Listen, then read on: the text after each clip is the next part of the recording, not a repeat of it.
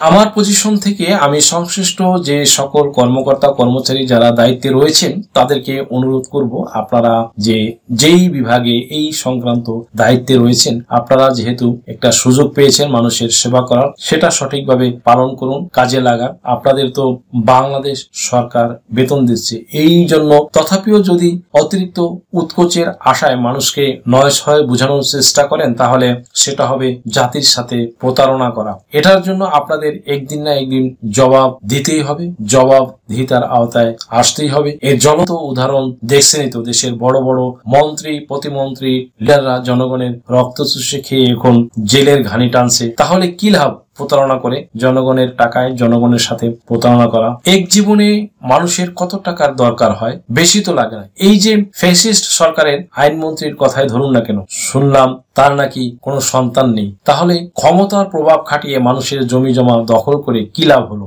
শেষে সেই জেলের ভিতরেই তো তাকে ঢুকতে হলো। কাজেই আপনাদের সুযোগ আছে, জনগণের পাশে এসে দাঁড়ান, যাতে আপনার দেখা দেখি আরেকজনও এসে পাশে দাঁড়ায়। একটু উদার, একটু মানবিক হই।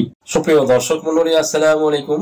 দেশে এবং দেশের বাহিরে যে যেখান থেকে শুনছেন, আশা করি ভালো আছেন, সুস্থ আছেন, নিরাপদে আছেন। আমি অ্যাডভোকেট মোহাম্মদ বেলায়েত হোসেন। আমার আইন বিষয়ক চ্যানেল লিগ্যাল নলেজে আপনাদের সবাইকে জানাই সুস্বাগতম।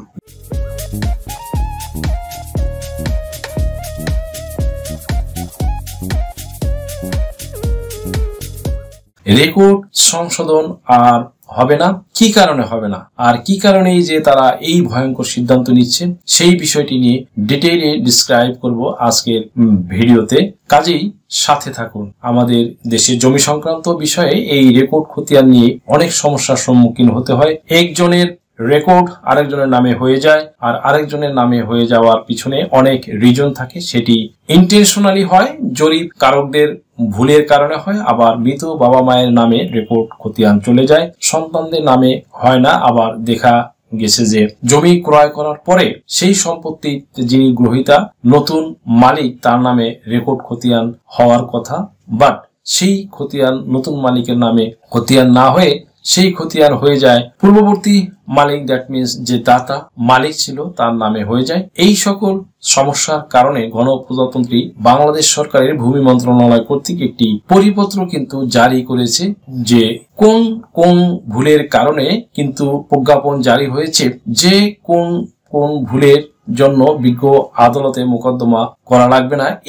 এই ভুল সংশোধন করে দেওয়ার জন্য ভূমি মন্ত্রণালয় কর্তৃক একটি পরিপত্র জারি করা হয়েছে, এবং এই যে পরিপত্র, এই পরিপত্রটি সরাসরি ভূমি মন্ত্রণালয়ের আইন শাখায় 1 থেকে দেওয়া হয়েছে। এই পরিপত্রের প্রত্যেকটি পাতায় মন্ত্রণালয়ের স্বাক্ষর আছে এবং শেষ পাতায় অনুলিপি দেওয়া আছে প্রত্যেকটি সংশ্লিষ্ট বিভাগ যারা ভূমি সংশ্লিষ্ট কাজ করে থাকেন। তাহলে এই যে পরিপত্র, এই পরিপত্র মোতাবেক যেই রেকর্ড খতিয়ানগুলি সংশোধন করে দেওয়া প্রয়োজন, জমির মালিকরা হয়রানির শিকার যাতে না হয়, আদালতের মামলা জট না বাধার কারণ হয়ে দাঁড়ায়, বাট সেই বিষয়ে ভয়ঙ্কর সিদ্ধান্ত সেই ভূমি অফিস থেকে নিয়ে নিচ্ছে, তারা আদালতে পাঠিয়ে দিচ্ছে ভুক্তভোগীদের। তো এই যে ভয়ঙ্কর সিদ্ধান্ত নিচ্ছে, এই ভয়ঙ্কর সিদ্ধান্তের ফলে জমির মালিকরা হতাশাগ্রস্ত হয়ে পড়তেছে, তারা ক্ষতিগ্রস্ত হচ্ছেন, তাদেরকে আদালত মুখী হতেই হচ্ছে। তাহলে পরিপত্র জারি করে কি লাভ হচ্ছে? আপনারা দুইটি পয়েন্ট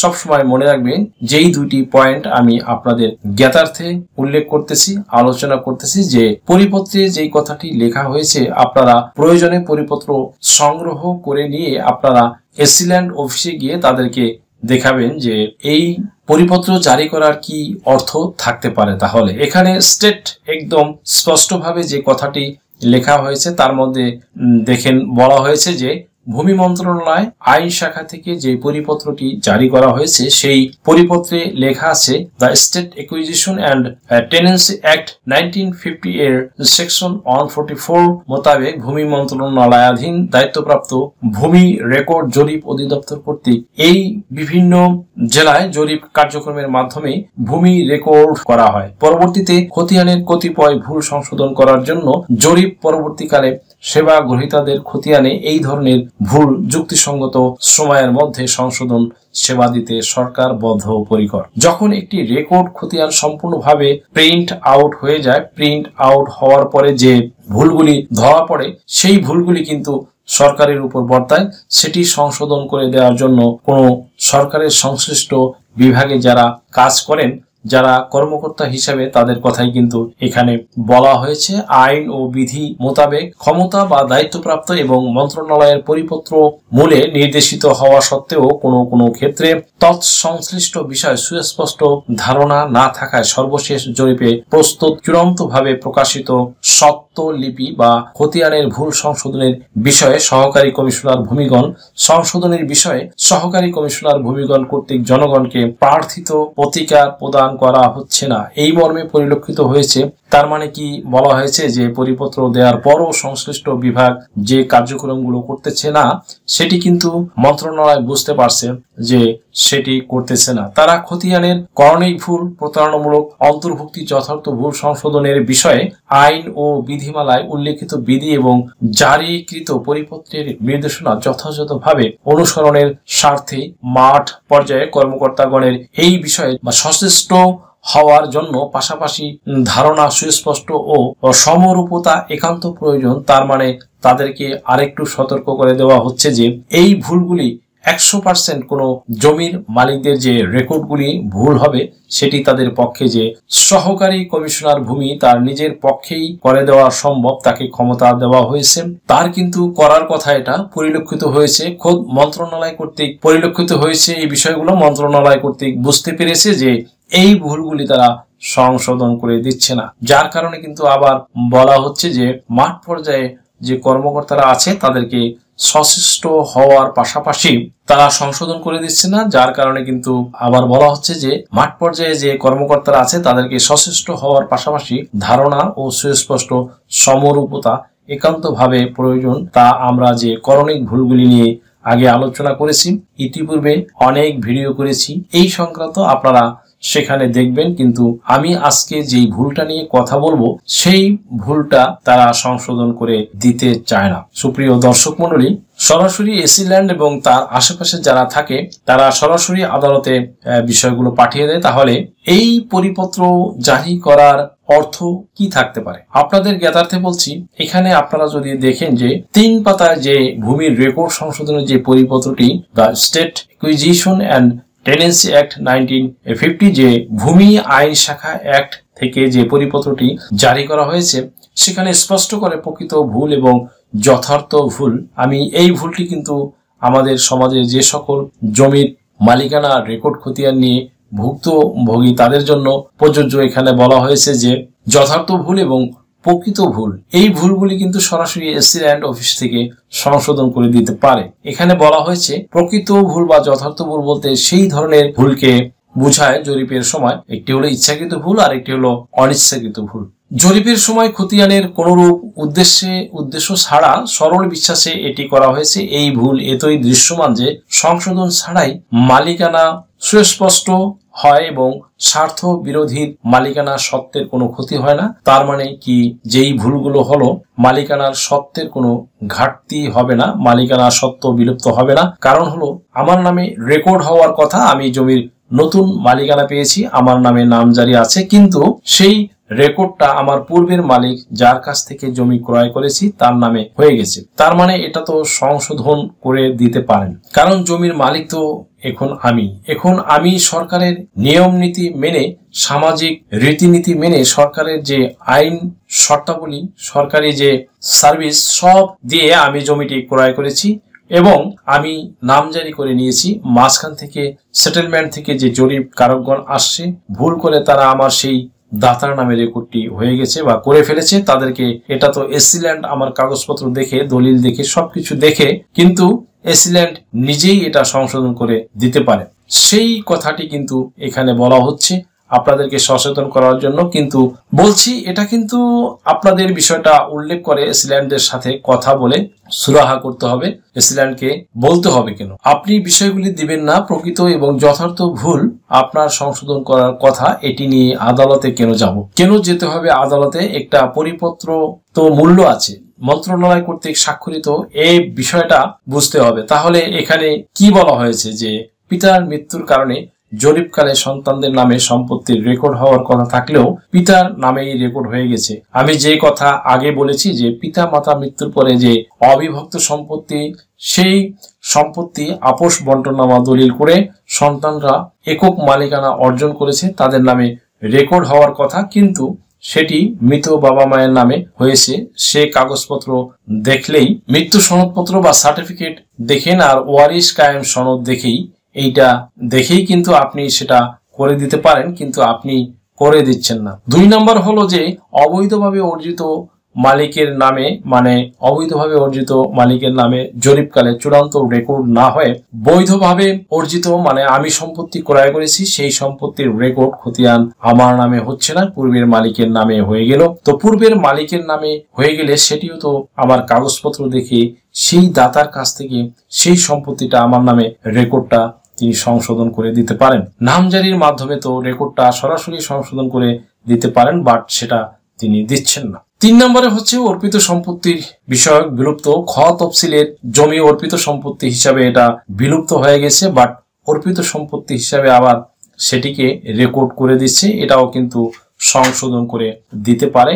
বিজ্ঞ দেওয়ানি আদালতের চূড়ান্ত রায় বা আদেশের শর্তে ঘোষিত ব্যক্তির নামে সংশ্লিষ্ট জমির রেকর্ড না হয়ে পূর্বের রেকর্ডীয় মালিকের নামে হয়ে যাওয়ায়, অর্থাৎ হচ্ছে বিজ্ঞ দেওয়ানি আদালতে একজন ব্যক্তি সরাসরি মামলা করলো, তো মামলা করার সাথে সাথে তিনি জাজমেন্ট ডিক্রি পেল যে তার নামে রেকর্ডটি সংশোধন করে দেওয়ার জন্য।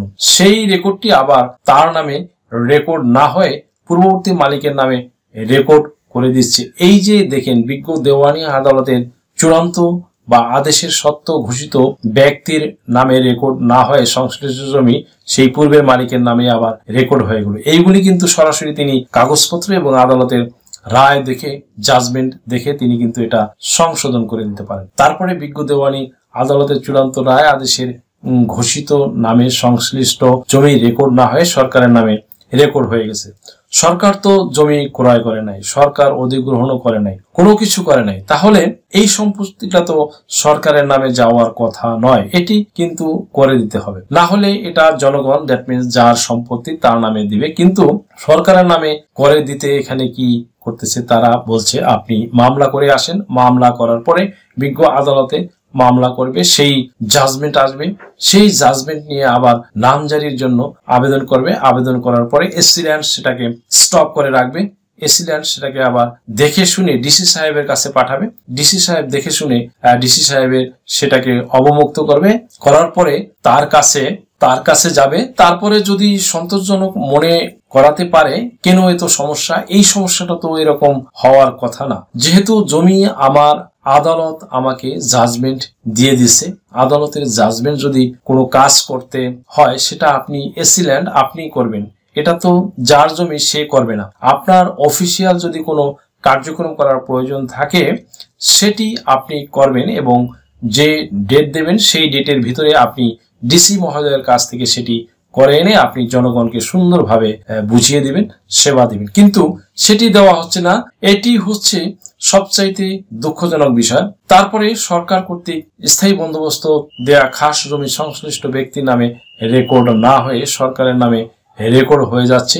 আপনি বন্দোবস্ত দিচ্ছেন আমাকে, চিরস্থায়ী বন্দোবস্ত আপনি আমাকে স্বল্প মেয়াদী বন্দোবস্ত দিচ্ছেন, সেটি আমার নামে রেকর্ড হবার কথা, বাট আপনি আমার কাছ থেকে প্রতি বছর ভূমি উন্নয়ন কর নিচ্ছেন, লিজ মানি যা কিছু নিচ্ছেন, তারপর আপনার নামে হয়ে যাচ্ছে। আমি আবার সেই খাস জমি নিয়ে আমার আবার মামলা করতে হবে, আদালতে মামলা করে আবার আপনাদেরকে বিবাদী করতে হবে, আবার সেই অবমুক্তি করতে হবে। এই ঝামেলার কারণেই কিন্তু পরিপত্র জারি করা, এবং এই ঝামেলার জন্যই কিন্তু সহকারী ভূমি কমিশনার তাকে কিন্তু এইটা দেওয়া, মানে ক্ষমতাটা দেওয়া। তারপরে বলা হয়েছে ক তফসিলের জমি অবমুক্তির পরেও সরকারের নামে রেকর্ড হয়ে যাওয়া ব্যক্তির নামে ব্যক্তির জমি নামজারি থাকা সত্ত্বেও অনুপস্থিতিতে সরকারি খতিয়ানের 1 নম্বরের খতিয়ানের সম্পত্তি। কারণ এইখানে একটা জিনিস বোঝার আছে যে জমি আমার জমিতে আমার নামে নামজারি আছে, আমার নামে সমস্ত কাগজপত্র কমপ্লিট আছে, আমার কোনো কাগজপত্রের ঘাটতি নেই, কিন্তু দেখা গেছে আমি নিজের কর্মব্যস্ততার কারণে হোক, আমি প্রবাসে আছি, আমার জমিতে আমি হাজির ছিলাম না, বা আমার কোনো ব্যক্তি সেই সম্পত্তির কাগজপত্র নিয়ে সেখানে হাজির হয় নাই, মাঝখান থেকে সেই সম্পত্তি কি করে জমির জরিপকারকরা সরকারের নামে জরিপ করে রেখে গেছে, এটা মগের মূল লোক না তো। এটা আপনি এখানে একজন কর্মচারী বা কর্মকর্তা, আপনি যখন দেখলেন যে এই সম্পত্তির মালিকের কাগজপত্র সবকিছু ঠিক আছে, কারণ মালিকের কাছে যেমন একটি ডকুমেন্টস আছে, আপনাদের কাছেও কিন্তু একটি ডকুমেন্টস আছে। কারণ আমি যখন নামজারি করি তখন তো আমি পুরো একটা সেই আপনাদেরকে দিয়ে দিছি, এই যে সেটা আপনাদেরকে দিয়ে দিলাম, তো সেটা দেখেই তো আমার নামে রেকর্ডটা হওয়ার কথা, কিন্তু সেটি না হয়ে সরকারের নামে করে রেখেছে, যাতে এই লোকটা বিপাকে পড়ে। আর পরবর্তীতে এই মানুষটা আবার সরাসরি মামলা করে, সে আবার 10 বছর 15 বছর 20 বছর পর্যন্ত ঘুরতে থাকে। তারপরে হচ্ছে পরিত্যক্ত সম্পত্তি অবমুক্তি করার পরেও সরকারের নামে রেকর্ড হয়ে যাওয়া, তারপরে খতিয়ানে নির্ভুল কপি জরিপের ওয়ার্কিং ভলিউমে জমির মালিকের নাম আছে, সেই ওয়ার্কিং ভলিউম থেকে নাম বাদ দিয়ে যখন চূড়ান্তভাবে বাধাই করতেছে, একজন মালিকের নাম বাদ পড়ে গেছে, কিন্তু পরবর্তীতে যখন আপনার কাছে আবেদন করা হলো, আবেদনের ফলে দেখা গেল যে ওয়ার্কিং ভলিউমে আপনি পাচ্ছেন, কিন্তু মূল যে রেজিস্টারটা বাধাই করা হয়েছে সেই রেজিস্টারের নামটা তোলা হয়নি। এজন্য আপনাকে আদালতে পাঠিয়ে দিতে হবে। এটা আমরা করতে পারি না। আদালতে আপনি মামলা করে আসেন, মানে সাধারণ জনগণকে কিভাবে হয়রানি করা যায় এবং এই হয়রানি করে তাদেরকে আদালতমুখী করা যায়, এই বিষয়টা সম্পূর্ণভাবে একটা ভয়ঙ্কর ডিসিশন। এই ভূমি অফিসের এই ভয়ঙ্কর ডিসিশন যেগুলো নেওয়া হচ্ছে এবং আদালতে যে মামলাগুলি হচ্ছে, এই পরিপত্রের বদৌলতে যেগুলো এসিল্যান্ড এর করে দেওয়ার কথা অথবা সহকারী কমিশনার ভূমি তার দেওয়ার কথা, কিন্তু সেই মামলাগুলি যেহেতু আদালতে যাচ্ছে, তাহলে এই যে ভূমি মন্ত্রণালয় কর্তৃক যে পরিপত্রগুলি জারি করা যাচ্ছে সেটাকে তদারকি করার জন্য কোনো টিম গঠন করা আছে বা এদেরকে তদারকি করার জন্য কেন তারা এই পরিপত্রের প্রেক্ষিতে এই মামলাগুলি তারা নিষ্পত্তি করে দিচ্ছে না, কেন তারা এই রেকর্ডগুলি সংশোধন করে দিচ্ছে না, কেন দেশের সাধারণ জনগণ খেটে খাওয়া মানুষ তারা কেন এই আদালতে গিয়ে হাজার হাজার টাকা নষ্ট করছে। একটি মামলা করতে গেলে 10 থেকে 20,000 টাকা খরচ হয়, তাতেও হয় না, তারপরে বছরের পর বছর ঘুরতেছে, এই জিনিসগুলো কেন দেখতে চায় না। ভূমি জরিপ অধিদপ্তর কি করে? এই ভূমি জরিপ অধিদপ্তর যে কর্মকর্তারা বসে আছেন ঢাকাতে সেন্ট্রাল যে অফিসগুলোতে যারা বসে আছেন, তারা তো এটাকে সরাসরি তদারকি করতে পারে। আদালতের যে মামলাগুলি হচ্ছে সামান্য করণিক ভুলের জন্য মামলা হয়ে যাচ্ছে, এইগুলি কিন্তু তারা করলেই কিন্তু জনগণের শান্তিতে থাকে, আদালতে কিন্তু মামলা জটলা কমে, সরকারের উপরেও কিন্তু চাপ কমে। আজকের ভিডিওটি সুপ্রিয় দর্শক মন্ডলী এজন্যই বেসিক্যালি করা যে আইনজীবী হওয়ার বদৌলতে অগণিত ভক্তবৃন্দ, ভিউয়ার্স, তারা সাবস্ক্রাইবার্স, তারা প্রতিনিয়ত আমাকে ফোন করে জানতে চায় যে আমার জমি অন্যের নামে রেকর্ড হয়ে গেছে বা খাস খতিয়ানে চলে গেছে, এখানে আমি কি করব। তাদের আজকের ভিডিওটি খুবই উপকারে আসবে, তাদের জন্য ভিডিওটি খুবই ইনফরমেটিভ এবং তথ্য সমৃদ্ধ। সরকারের খাস খতিয়ানে সম্পত্তি যেতে পারে আমি যদি অবহেলা করি, সরকারের ভূমি উন্নয়ন কর না দিই, আমি যদি সম্পত্তি পরিত্যক্ত অবস্থায় রাখি, সেফর ধরুন আমি দীর্ঘদিন সম্পদ থেকে বিচ্ছিন্ন থাকি, কোনো খোঁজ খবর না নেই, তাহলে আমার জমি খাস হয়ে যাবে। কিন্তু জরিপ কারকদের জরিপের ভুলে যেটা চলে গেছে সেটাতে এসিল্যান্ড ঠিক করে দিতে পারে। আজকের ভিডিওটি থেকে আপনারা আশা করি বুঝতে পেরেছেন যে প্রকৃত ভুল ও যথার্থ ভুল যে কয়টি পয়েন্ট আছে পরিপত্রের ভিতরে, এই প্রত্যেকটি পয়েন্ট কিন্তু এসিল্যান্ডের সংশোধন করে দেওয়ার কথা ও তার আগে আরো অনেক ভুল আছে, করণিক ভুল, সেগুলিও করে দেওয়ার কথা। কিন্তু এই এসিল্যান্ড অফিসে যাওয়ার সাথে সাথে এই লোকগুলিকে সাধারণ জনগণকে সরাসরি বলে আপনি আদালতে মোকদ্দমা করে আসেন, বাট এই যে আদালতে মোকদ্দমা করে আসেন এই কথাটা বলে দেওয়া হয়, এটা কিন্তু অনুচিত কথা। পরিপত্রের মধ্যে যেইগুলো সহকারী ভূমি কমিশনারকে যেটা ক্ষমতা দেওয়া হয়েছে সেগুলি তো সে ওখান থেকে করে দিতে পারে, যেটা একান্তভাবে না করতে পারবে সেটা যাবে, বাট এই ভুলগুলিতে করা সম্ভব, কিন্তু সেটিও কিন্তু করতেছে না তারা। আজকে সেই জন্যই এই ভিডিওটি আপনারা যারা ভুক্তভোগী বা সাফারার যারা ফোন করেন, তারা আপনারা এসিল্যান্ড মহোদয়ের কাছে এই পরিপত্রটি সংগ্রহ করে নিয়ে কথা বলেন, তারা কোনরূপ উল্টা পাল্টা করলে তারাও কিন্তু জবাবদিহিতার আওতায় আসবে, তাদের কিন্তু আদালত থেকে সমন দিতে পারে। আপনারা বলেন যে এই পরিপত্রটা তো মন্ত্রণালয় থেকে প্রকাশ করা হয়েছে, এটার পেছনের পৃষ্ঠায় আছে যে প্রত্যেক সংশ্লিষ্ট বিভাগকে প্রদান করা হয়েছে অনুলিপি আকারে, কাজেই এসিল্যান্ডকেও একটি কপি অবশ্যই দেওয়া আছে। সুতরাং এসিল্যান্ড মহোদয় বলতে পারবেন না যে আমরা পাইনি, অস্বীকার করার কিন্তু কোনো জো নেই। দ্যাটস ওয়াই এটা অ্যাভুলেশন না করার কোনো সুযোগই নেই। তথাপিও যদি সেটা না করে তাহলে সাধারণ জনগণ কোথায় যাবে? তাদের তো ভোগান্তির শেষ থাকে না।